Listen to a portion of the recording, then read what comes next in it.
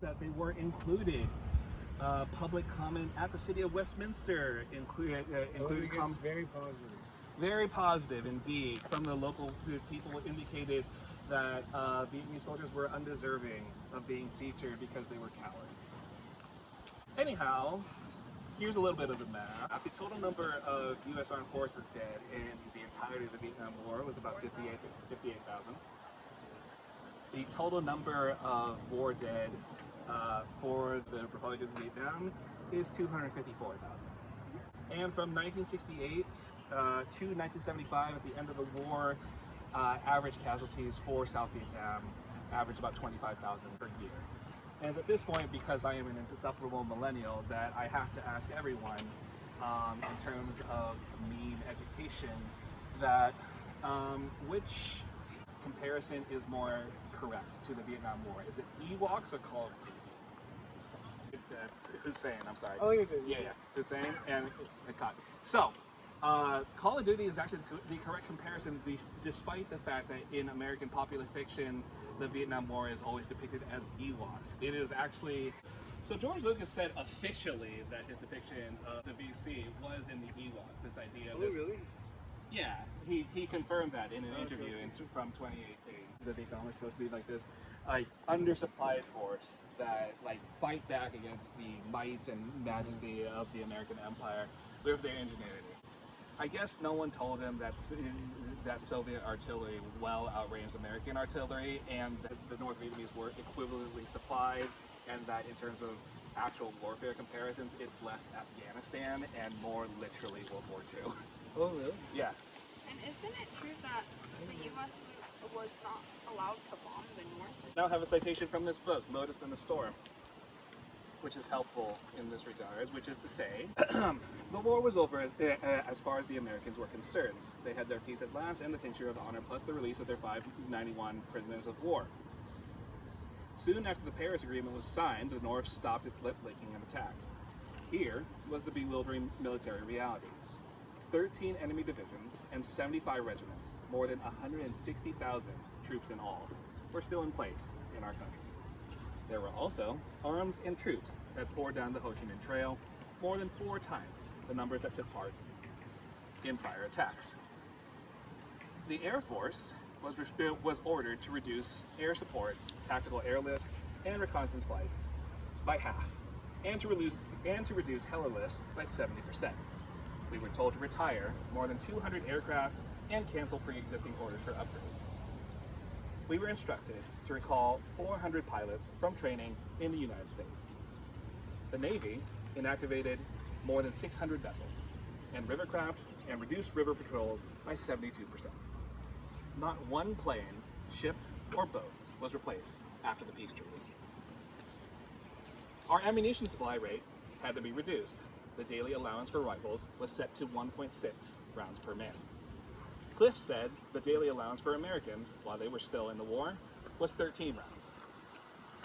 For machine guns, it was 10.6 rounds, 165 for the Americans. For mortars, it was 1.3 rounds, and 16.9 for the Americans. While we were conserving, the enemy was propagating.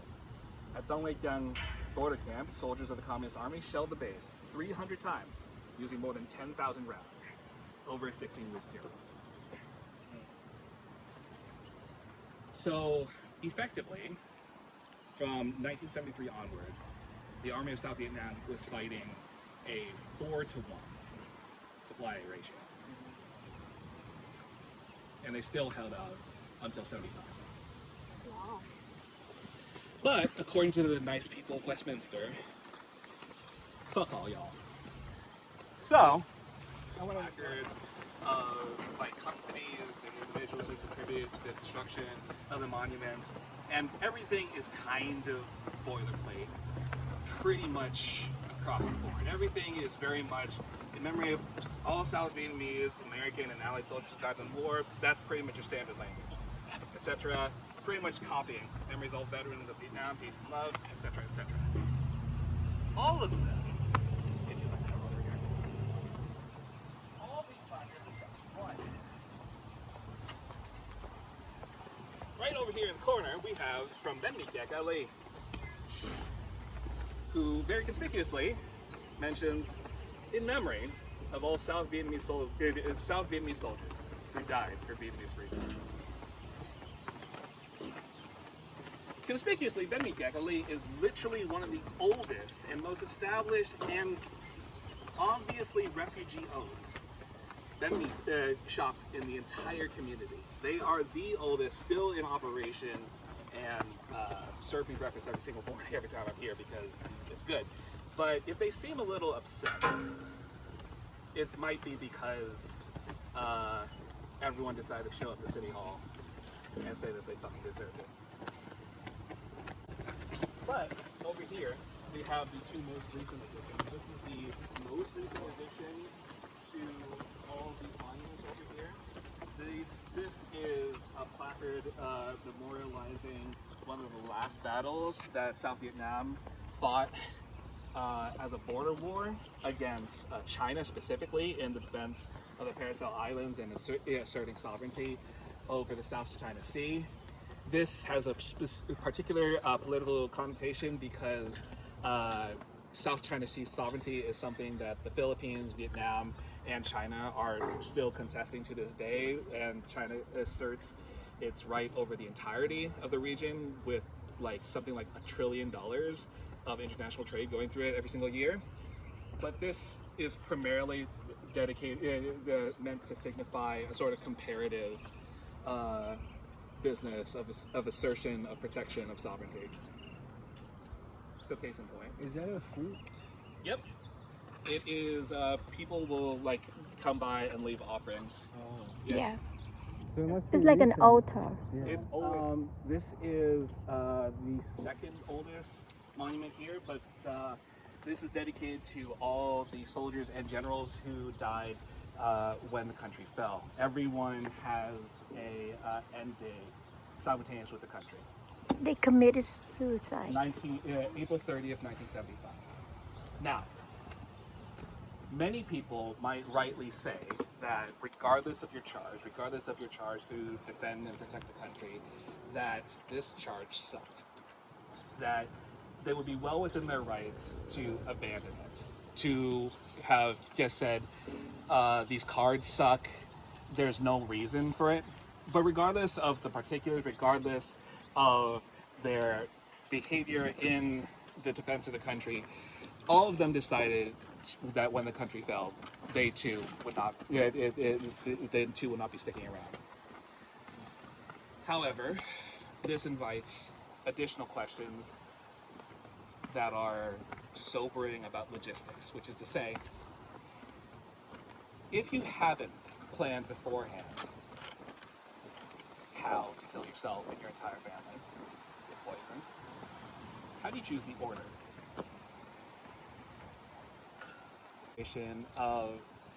Of the various generals and military officers who died with the country, and even amongst the people who escaped, a fair significant number of them returned to the country later as paramilitary forces, and then died in the service of that as well. But this is specifically dedicated to people who led the defense of the country right up until the very end. It's a rough draw, and they still did it. But all the images that you see from the end of the war, the fall of Saigon, with the burning tanks and everything, that wasn't from combat. They never directly kill you. They just cause. They bring about Immense ways to cause suffering. your death. So what they did, they took away everything, gave every family $200, but due to my family's anti-communist ties, it would blacklist them from employment. Yeah, they stamped it right on your paperwork. Yeah, and then they would just starve to death if they stayed, right? So this is at the point my grandma basically gave everything she had, which is almost worthless, to get a boat out of there and escape. And she knew the risks of going as a woman with all these kids and no man. So she sent a prayer to God, and she said, if we die on this voyage, so be it. So she took the chance, and I guess they had some neighbors who were pretty nice, the parents at least. and they were begging them, like, please take our children, right? And they stayed. And the children came on the boat. They stole my grandmother's jewelry, unfortunately. And then, so my aunt was driving the boat around. She's like 16, has no idea where she's going, right? And it's crazy. Like, even like other Vietnamese refugee families, like, they don't believe my family because, like, this is the time where there were Malaysian pirates. Yeah. And they're And like Thai pirates. Yeah. and they're like raping Vietnamese women, setting them on fire, throwing them overboard, all this crazy stuff. But they were running. My family was running out of food, and the crew they paid to take them had like jumped ship. So they're running out. Yeah, they jumped ship. They're running out of food. My 16-year-old aunt is like driving the boat, has no idea where she's going. They could starve to death. So my grandma and like basically all the women other than my mom, because she was too young, they all hid beneath the deck. And then basically Wow. the males, they like got on, my mom too got on the ship of the Malaysian pirates and like asked them for food and to stay, and they're like, you can't stay with us, but we'll give you food, and that's it. Wow. And then they just like landed in Malaysia, like with my aunt driving, and then they were in a refugee camp there for 3 years. Wow. Incredible. They literally had artillery that was longer range than the South. It's literally closer to World War II. And from 1968 until 1975, the average number of casualties from South Vietnam was about 25,000.